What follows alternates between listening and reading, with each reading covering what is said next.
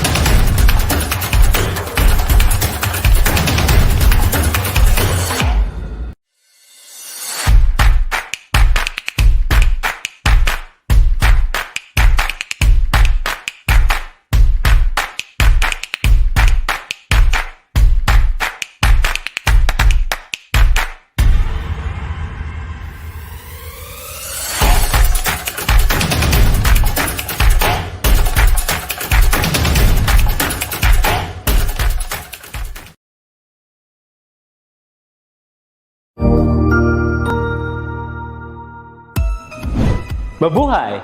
Good day to all! I am your tutor Madge. Welcome to ETUlay, a free online tutorial, an initiative of the Department of Education, Information and Communications Technology Service, Educational Technology Unit, ICTS EdTech.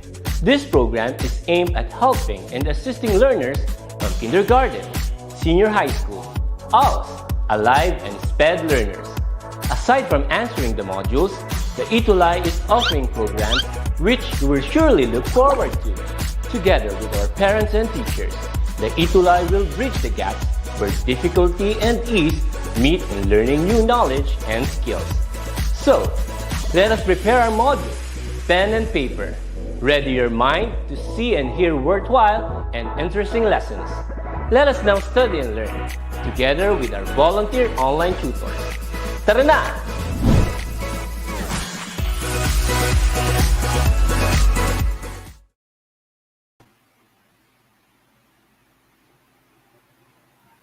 Okay, once again, good afternoon sa lahat. Okay, so before we start, Mga anak, good afternoon. Nandito na naman tayo. Okay, so our week 4. Okay, konting-konti na lang matatapos na natin yung ating school year 2021-2022. Pero bago tayo magsimula, okay, so hayaan nyo muna akong batiin ko kayong lahat ng magandang hapon. Okay, sana masaya ang hapon natin ngayon. Okay, so magsama-sama tayo, sama-sama tayong matuto at magtulungan tayo para maiangat natin ang ating edukalidad sa matematika. Okay, so good afternoon sa lahat. Yes, good afternoon to all. Okay, shout out ka lang po sa aming principal, Sir Remarty de la Cruz, and sa aking mga kako-teachers sa Congressman Chodolo C. Natividad High School. Good afternoon sa lahat. And good afternoon mga anak. Okay, so may napansin ako, pero bago sa lahat, okay, good afternoon, paki-share yung link natin para sa ganon, lahat tayo ay matuto. Matutulungan din natin sila. Okay, sa session ngayon is statistics tayo. So, ito ay magagamit nyo hanggang college. Okay, ito yung pinaka-basic na ituturo sa inyo, grade 7. Okay, good afternoon sa lahat. Okay, so we will start. So we have, okay, so our topic, okay, so our topic for this afternoon, okay, week 4 na tayo sa quarter 4, measures of central tendency. Okay, so before we start, nais ko lang po pasalamatan ulit at hindi ako magsasawang pasasalamatan ng ating nagpahiram ng module, ang SOC Surgeon, para po may magamit tayo sa ating session. Okay, so we have our objectives for this afternoon. After going through this module, you are expected to illustrate the measures of central tendency, that is mean, median, and mode of statistical data. And number 2, calculate the measures of central tendency of the ungroup and group data. So we have the two topics for this afternoon. We have the ungroup and group data. Okay, good afternoon sa lahat. Okay, good afternoon to all mga cuties. Okay, so we will continue mga anak. Okay? So listen and then paki-share sa lahat po para naman lahat sila ay matutulungan natin. Okay, good afternoon. Meron tayong bago. May napansin ako from Davao. Okay, Jovita. Okay, good afternoon at good afternoon sa lahat. Then from, okay, Basilio, Basilio from LFG, Diamantina National High School from Isabela. Okay, so good afternoon. Crisostomo, good afternoon.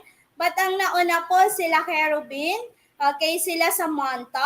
Kanina, good afternoon. Good afternoon sa lahat. Pasensya po kung hindi ko kayo maisa-isa. But, okay, so good afternoon. We will continue, mga anak. Okay, before the following activities to check your understanding about averages, after doing the activities in this section, it is expected that you will be able to answer the question, what is the best way to measure a given set of data? Okay, so we have a short activity for a while before we discussing the ungroup and group data. Okay, the first problem is 9 students from grade 7 Bayabas obtained the following scores in a math quiz. That is 10, 17, 12, 14, 15, 9, 13, 10, and 11. Okay, so find the value of mean, median, and mode of the given set of data. Okay, we have the directions. Number 1 is arranging the scores in increasing order. Number 2, compute for the average of the scores. And 3, identify the middle score. And number 4, what is the most frequently occurring scores. Okay, so the first direction. Okay, so yung data natin, we have 10, 17, 12, 14, 15, 9, 13, 10, and 11. So, ang first direction is we're going to arrange, okay? Aayusin daw natin yung data natin in increasing order. So, ibig sabihin nun, pataas. Okay, so the answer is 9, 10, 10, 11, 12, 13, 14, 15, 17. Okay, so na-arrange na natin, nasunod na natin yung first directions. Okay, the second one is we are going to compute for the average of the scores. Paano kaya natin without knowing the okay, wala pa tayong knowledge for the measures of central tendency kasi meron tayong mga formula for that. Pero, okay, so, di ba ang common pag if we say average, lalo na sa mga grades nyo, ang ginagawa natin, we are going to add all the datas or lahat ng grades natin. Like for example, for the first quarter, i-add lang natin, then i-divide natin kung ilan po yung number of datas natin. So, we are going to add. So, we have, how many datas we have? So, 1, 2, 3, 4, 5, 6, 7, 8, 9. So, we have 9 datas. Then, i-add natin all the datas. Then, divided by 9. Kaya nakuha natin yung average natin na 12.3. We will see why it is the average later on na 12.3. Okay, continue lang tayo mga anak ha. Okay, makinig. Okay po. Okay, so we will continue. Good afternoon sa lahat. Number 3 directions, identify the middle score. Okay, i-identify lang natin. So, ibig sabihin nun, kung i-identify natin yung middle without knowing the knowledge about the statistics, ang gagawin lang natin, di ba, kailangan equal yung right and left natin. Tapos yung sobra sa gitna, that will be our middle. So, that is the case for this problem. Okay, so we have, so inano lang natin, binilang lang natin without knowing mga anak ha, kasi mamaya titingnan natin why it is the middle score is 12. Okay, so we have 12 kasi siya yung sobra. 'Di ba? 4 yung sa kanan, 4 din yung sa kaliwa. Siya yung sobra natin, kaya siya yung nasa gitna. Okay, so we have the fourth directions is what is the most frequently occurring scores. Okay. So, ibig sabihin nun yung lumalabas lagi ng paulit-ulit. Okay, most. Okay, so we have 10 kasi si 10 lang yung naulit dito. Okay, so we have. Okay, now, from these activities, you will see that the values are made to represent or describe a given set of data.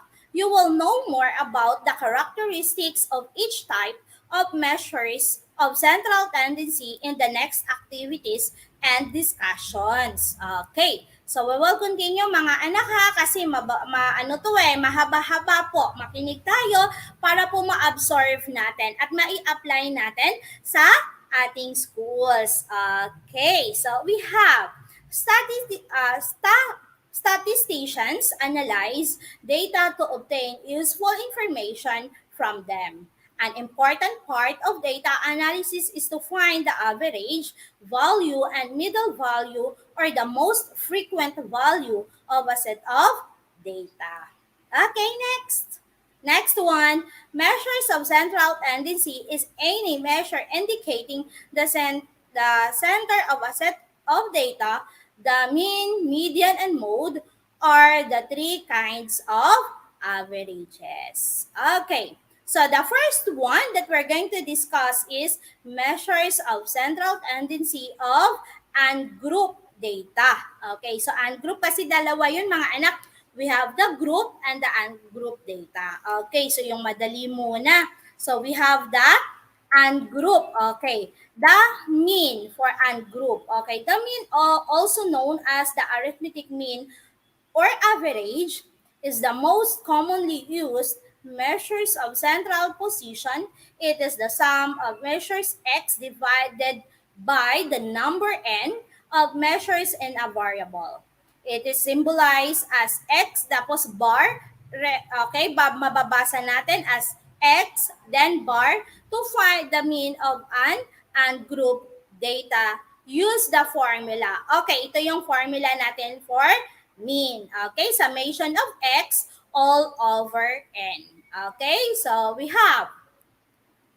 Okay, so the first example that we have is in a survey of 10 households, the number of children was found to be 4, 5, 5, 4, 3, 6, 2, 6, 4, 1. Calculate the mean number of children per household. Okay, so ito yung solution natin. So we have, okay, so copy muna natin yung what do you call this? The formula.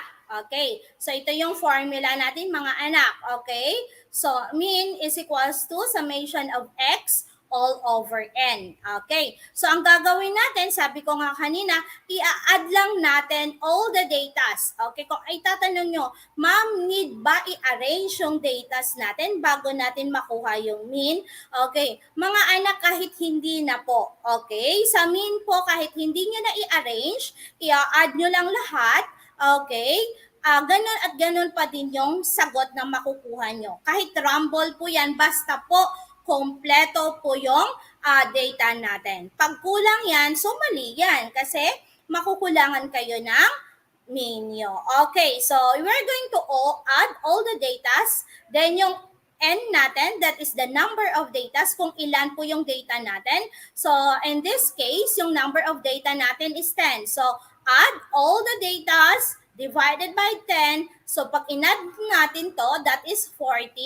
Then, number of data natin, 10 po yan sila lahat. 1, 2, 3, 4, 5, 6, 7, 8, 9, 10. So, 10 po sila. So, 40 divided by 10. Kaya nakuha natin si 4. That will be our mean. Okay. Next, example. Okay, for the example number 2, a group of students in section Kalatlia obtained the following scores in math quiz. This is 2, 4, 6, 5, 10, 8, 9, 7, and 8. What is the mean score of the students? Okay, ilan daw yung mean scores ng students natin? So, the same process, we're going to follow the formula, which is mean is equals to summation of x or sum of x all over n. Okay? So, i-add natin all the datas divided by the number of datas. Then, nakuha natin si 6.56. That is our mean. Okay, next. O, tandaan yung mga anak ha, ungroup data tayo. Okay? Kasi magkaiba po yung ungroup data sa group data. Okay. So, we have, continue lang tayong mga anak. Makinig lang po para maintindihan yung discussion natin this afternoon. The median. Okay, the median is a middle value in a set of data. It is symbolized as x, tapos meron siyang nagwe-wave sa taas. Okay, read as x tiled to find a median. Arrange the scores either in increasing or decreasing order, and then find the middle score. Okay, kung sa mean, hindi natin in-arrange yung data natin, this time po sa median natin, we need to arrange the data po. Okay, ang sabi dito, increasing or decreasing. Okay, so pataas man yan o pababa man yan yung pag-arrange nyo, kailangan naka-arrange po yung data nyo to identify the median. Okay, so we have the example.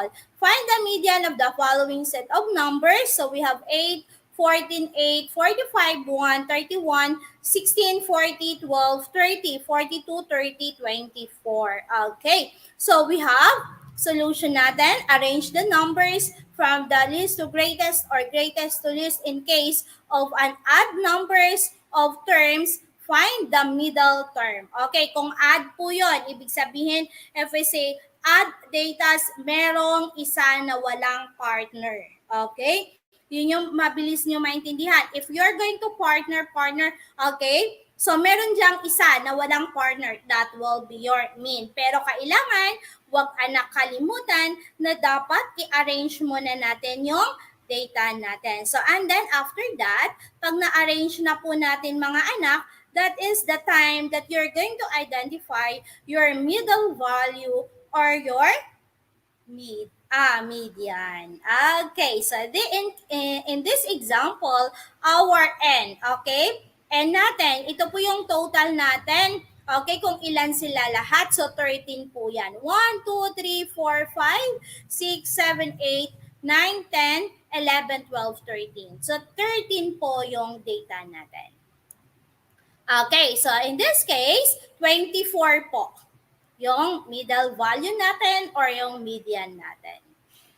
Okay, so we have, okay, next, okay, we can see from the arranged number that the middle value is 24. Tama?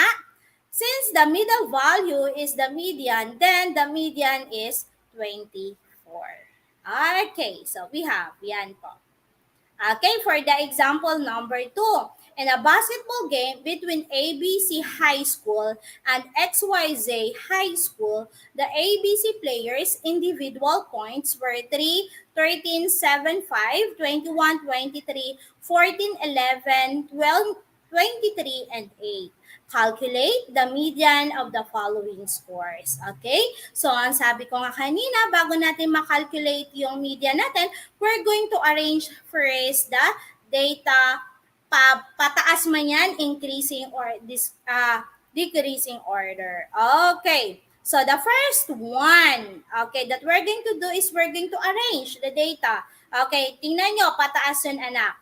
Then, okay, in case of one even number of terms, the average of the middle values is the median. Okay, and 1, 2, 3, 4, 5, 6, 7, 8, 9, 10. So, yung data natin, 10 po sila lahat. So, hindi data to, even data to. So, yung gagawin natin, since the number of measures is even, then the median is the average of the two middle scores. Ito, binilugan ko na yung 11 and 13 kasi silang dalawa po yung nasa gitna. So, ang ating gagawin, we're going to add 11 and 13 then divided by 2 to find your median. Okay, so si X1, that is 11 plus, okay, balikan natin, 11 and 13.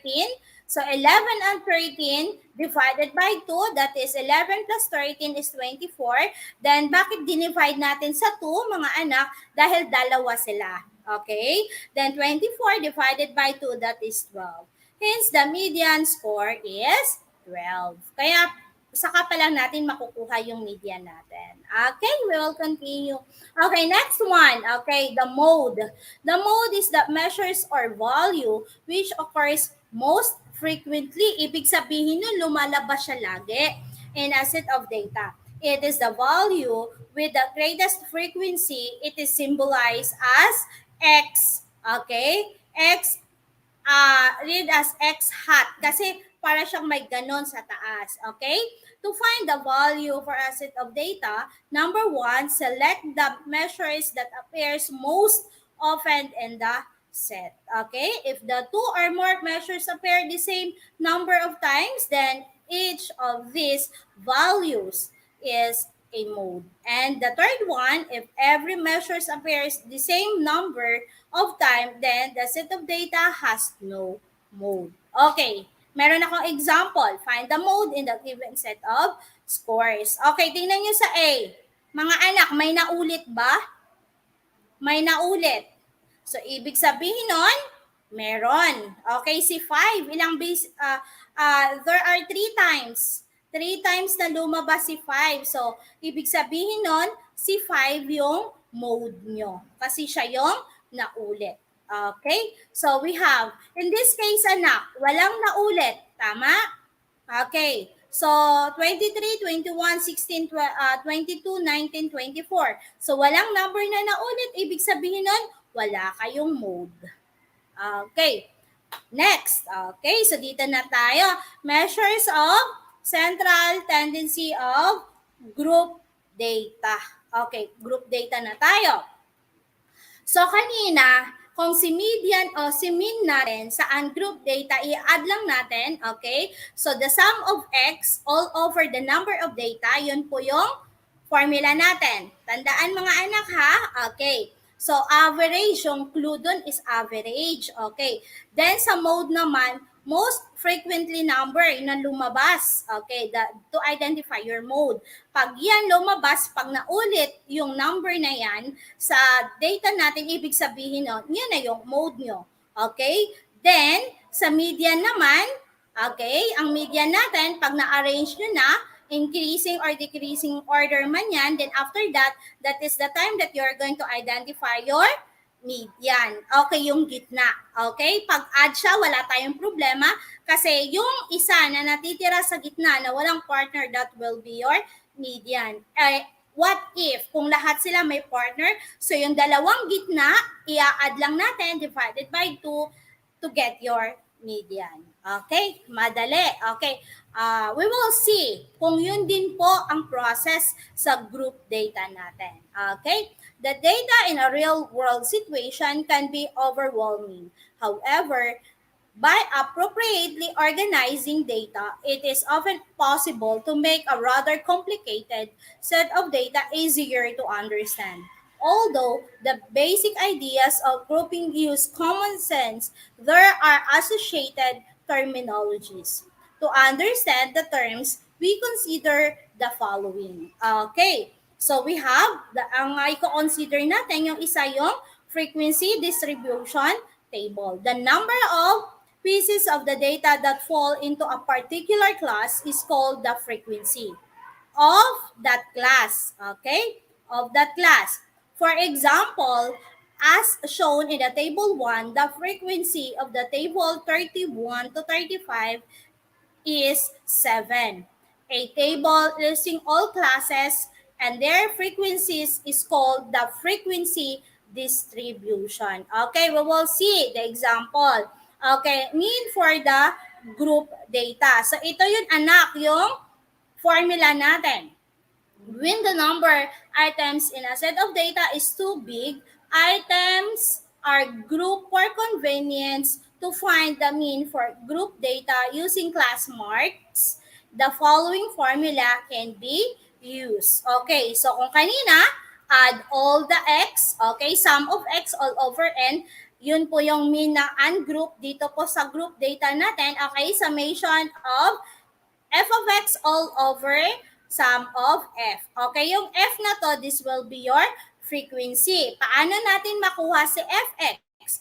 Okay, so we will continue. Tingnan natin kung paano nakuha yung sum natin. Okay, tandaan, f is the frequency of each class. Tandaan, frequency natin. Ang x naman is the class mark of each class. The class mark or class midpoint is a mid-value of class interval. Okay, so we have the example. We are going to calculate the mean of the fourth periodical test scores of grade 7 Narnia students in mathematics. Okay, so meron na tayo, may scores na tayo. So ibig sabihin, nung scores na to is given siya mga anak. So ibig sabihin nung tinali nila, okay, meron nakakuha ng 4 sa 26 to 30. Apat ang nakakuhang students, okay? Then sa 31 to 35, 7. Paano to nakuha? If you're going to ask me, ma'am, paano nakuha si frequency? Dahil po hindi namin alam kung saan siya nanggaling. Okay, the first one that, di ba, ang sabi ko nga dati sa inyo, kung babalikan natin last session natin, is may tali. Gumawa tayo ng tali, then after that, nung ginawa na natin si tali, saka pa lang natin, di ba pag tali, parang guhit-guhit lang yun, 1, 2, 3, ganon. Puro bar lang yon. Then dito sa frequency, okay, tin-translate na natin into numbers. Okay, doon po yun nakuha mga anak. Okay, dito po hindi na kayo mag-isip. Okay, isosolve na natin kasi okay, ibinigay na po yung scores, ibinigay na po si frequency. Ang gagawin po natin, we're going to add lang all the frequency. Okay, we will see. Ito po yung solution natin. So ito yung scores. Okay, yung I natin, that is our interval. Okay, yung distance from 26 to 30 is 5. Kasi pag binilang nyo yan sa kamay nyo, we have 26, 27, 28, 29, 30. So 5 numbers bago pa 30. Okay, same with 31 to 35, 36 to 40, 41 to 45, 46 to 50. 5 po yung interval, yung gitna ha, yung distance. Okay? Then, sabi ko nga, ulitin ko, given po yung scores natin, given po yung si frequency, ang gagawin po natin, i-add natin si frequency. Okay, this is the sum of frequency natin, 20. 2 plus 2 plus 5 plus 7 plus 4, that is 20. Okay, paano naman nakuha si class mark? Okay, ang class mark po natin, anak, okay, so ito lang yung score. Babalik tayo kay score. I-add natin, dito tayo muna sa pinakamababa. Okay? Continue tayo. Makinig lang mga anak ha.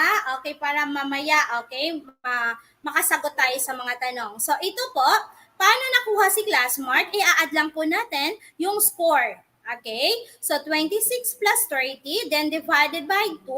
Pag inad na natin itong mga anak, 26 plus 30, that is 56. Then i-divide natin sa 2, kaya nakuha po natin si 28.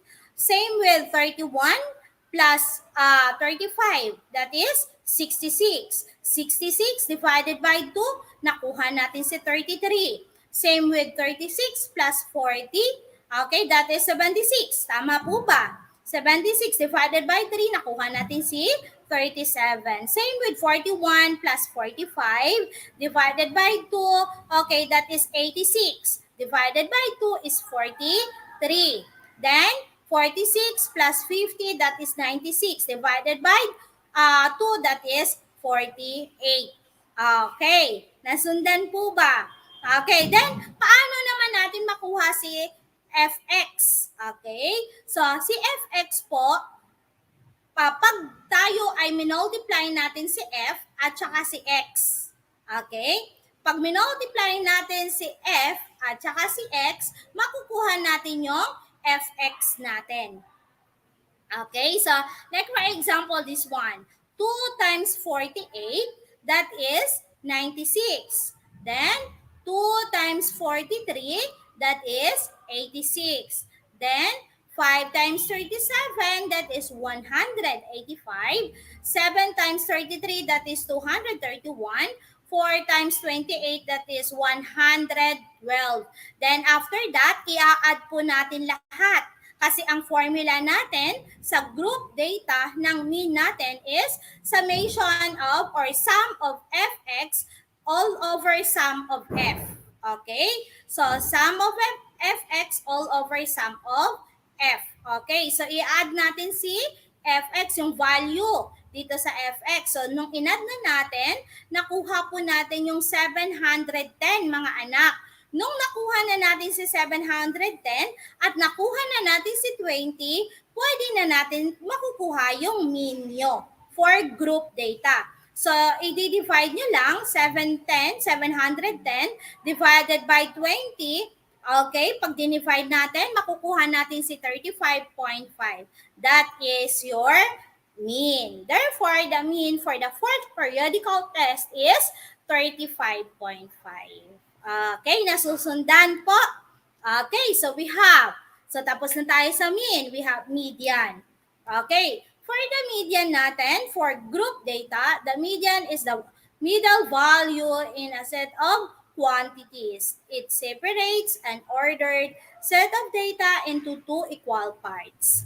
Half of the quantities is located above the median, and the other half is found below it whenever the quantities are arranged according to the magnitude from the highest to lowest. In computing for the median of group data, the following formula is used. Okay, so we have formula for the median, the lower boundary, then plus, sum of f all over 2, then minus less than cumulative frequency all over, cumulative frequency, that is f, that multiply to I, which is I is our interval, LB, then MC, Okay, is the lower boundary of the median class. Okay, ang ibig sabihin ng MC na to sa baba anak, that is median class. So F is the frequency of each class. Okay, less than CF is the cumulative frequency of the lower class next to the median. Okay, lower class sa anak, ibig sabihin sa baba.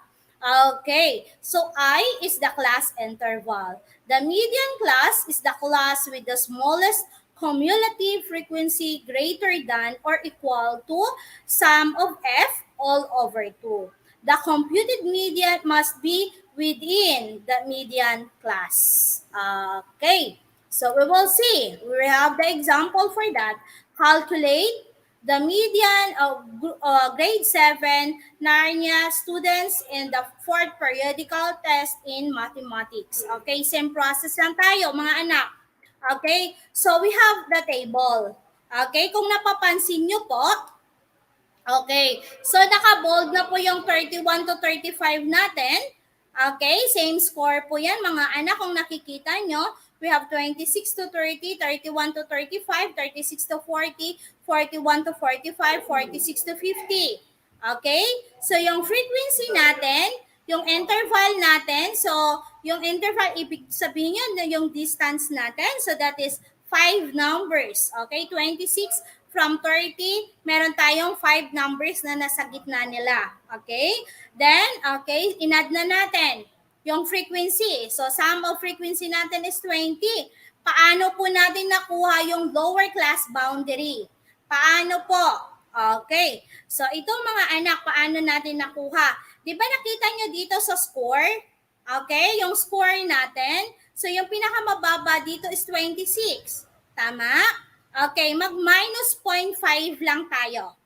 Okay, so ma'am, saan galing yung 0.5? At tutor, saan po galing yung 0.5?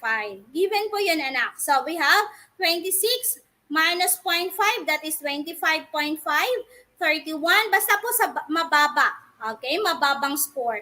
31 minus 0.5, that is 30.5. 36, that is 0.5. Minus lang tayo. Minus 0.5, that is 35.5. 41 minus 0.5 is 40.5. 46 minus 0.5, that is 45.5. Ma'am, okay, nakuha na natin. Madali lang, tama? Okay, hindi naman siya mahirap mga anak eh.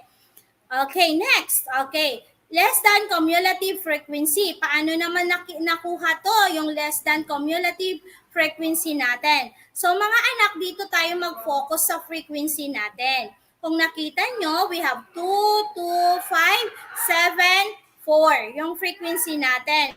Okay, the lower part, ito mga anak, yung pinakamababa, okay, copy lang natin. Retain natin yung number. Then after that, mag-a-add na tayo, pataas. Anak, lower, okay, less than cumulative frequency ha, from lower part. Okay, so 4 plus 7, that is 11. Tama? Okay, then 4 plus 7 plus 5, that is 16. Then 4 plus 7 plus 5 plus 2, that is 18. Then the last one, 4 plus 7 plus 5 plus 2 plus 2, that is 20. Okay, so median. Okay, by using the formula ng group data natin, that is the lower boundary of middle class plus the sum of frequency all over 2 minus the less than cumulative frequency all over frequency of middle class multiply to I. Ma'am, ang dami naman yan. Okay, kaya nga meron tayong formula para masundan nyo. Okay, so yon. So, ang lower boundary natin ng middle class, ito po. Okay, kasi ito yung middle natin eh. Tama? Yung median natin, yung gitna. Eh, ang sabi daw, baba. Okay, baba sa baba ng lower boundary natin. So, kung ito yung median natin, move tayo pababa, so ito yon.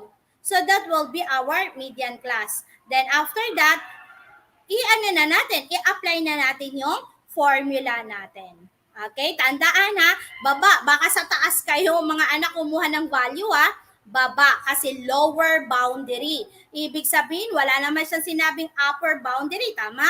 Lower boundary. So ito po yon. Lower natin, that is, anong frequency natin? 7. Then, lower boundary class natin, 30.5. Yung less than cumulative frequency natin is 11. Okay, so we have, okay, so kaya nakuha natin. So, we have, okay. So, we have, apply natin. So, 30.5. Saan nakuha si 4? Okay, ayan po anak, yung lower, yung 4 natin. So, we have, okay. So, apply natin using the formula. Substitution tayo. 30.5 plus 20 over 2 minus 4 over 7 multiply to 5. So, yung loob muna yung gagalawin natin. So, we have 10. So, 20 divided by 2 is 10. Then, minus 4 over 7. Multiply to I, which is our interval. Then, copy si 30.5 plus, okay, ma-minus natin. 10 minus 4, that is 6 over 7. Then, copy si 5 muna. Then, after that, copy ulit. 30.5 plus, okay, 30 over 7. Bakit naging 30 over 7? Okay, kasi 6 times 5, that is 30. Automatic anak, pag whole number, ang denominator is 1. So, 7 times 1, that is 7. Then, after that, that is the time that you are going to add. 30.5 plus 4.29, that is 34.79. Okay, mode. Okay, mode na tayo. Mode for the group data. Okay? So sabihin nyo, ma'am, kailangan bang i-memorize yung mga formulas? Mga anak sa math po, hindi po natin dapat i-memorize yung formulas. Tandaan lang natin, kung paulit-ulit po natin yung titigan, okay? Yung clue ko dyan, mga anak, yung kung gusto nyo talagang matandaan, yung higaan nyo, okay? So bago kayo mahiga, may wall siya. Idikit nyo lahat doon, yung mga information na gusto nyong matandaan.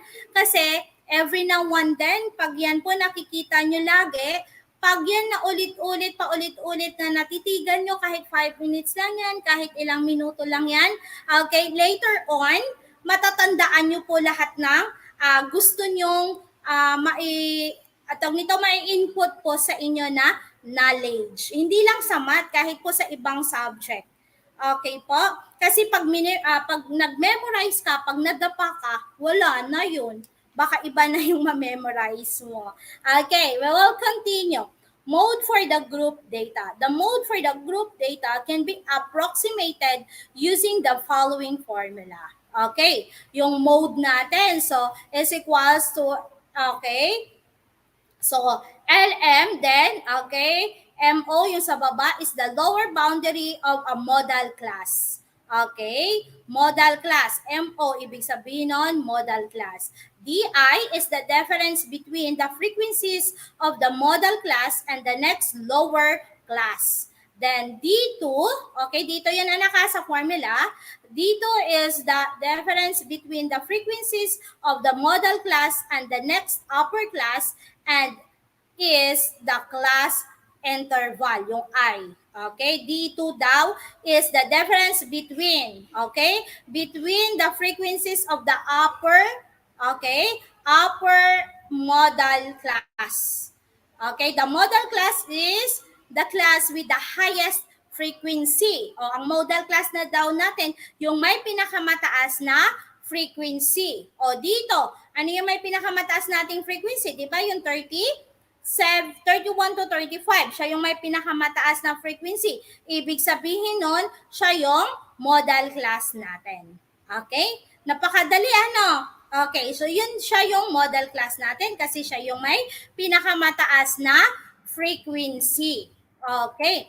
Then, okay ma'am, anong gagawin next? Okay, so kukuplahin nyo lang to anak, yung frequency niya, then yung lower class boundary niya o yung LB niya.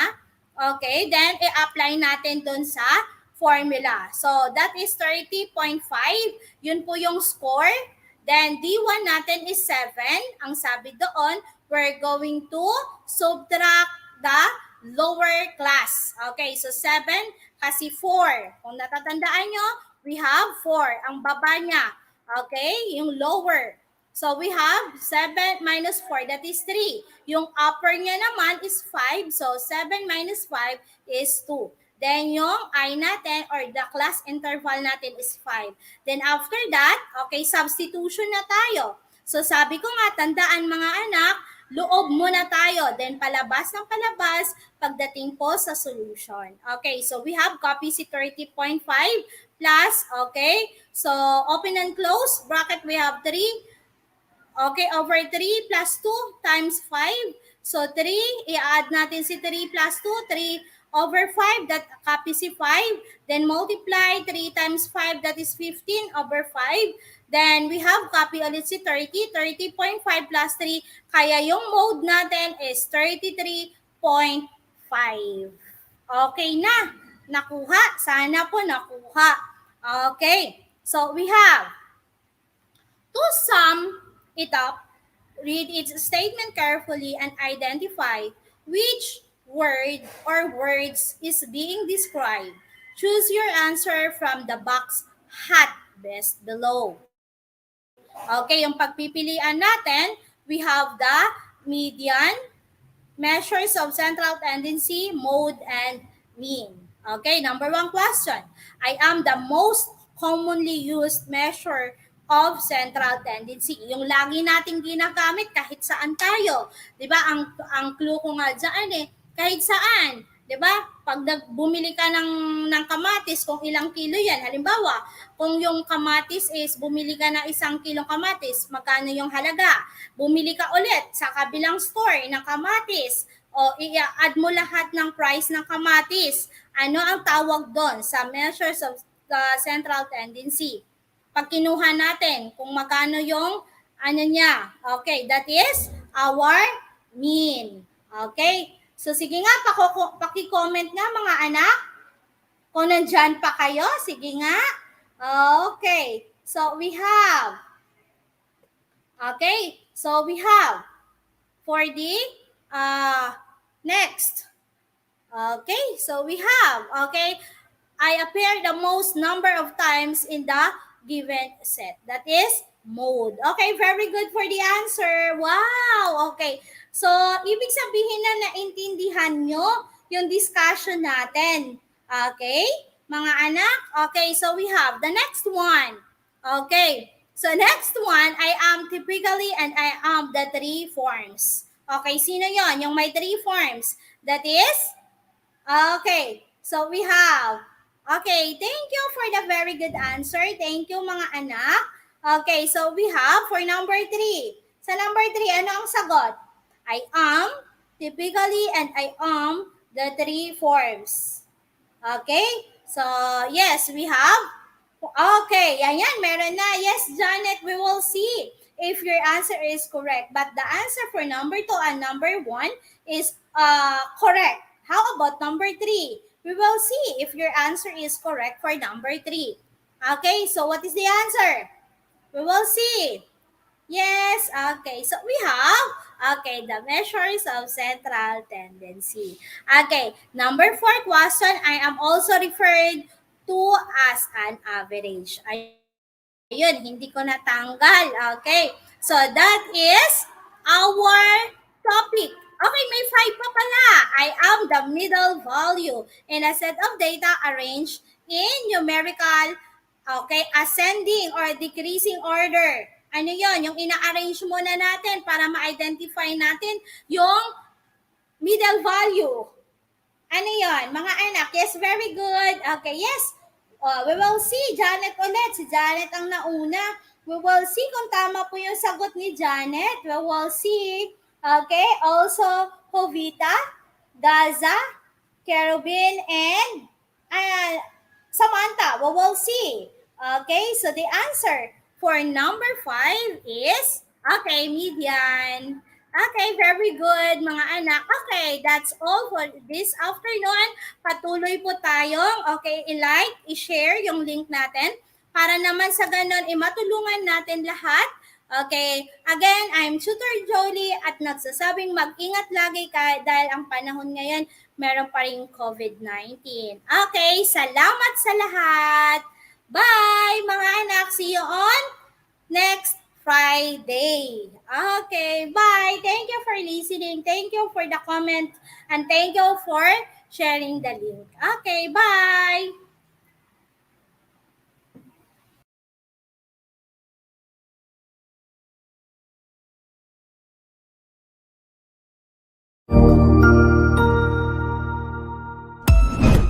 Ang husay naman! Natapos mo ang iyong tutorial session kasama ang iyong mahusay na ETUlay tutor. May bago ka bang natutuhan? I-share na yan gamit ang hashtag #ETUlayLevelUp. Huwag aalis ha, dahil may susunod pang programa na pwede mo ring panoorin at salihan. Dahil naghihintay na ang iyong mga tutors. Happy learning dito sa ETUlay!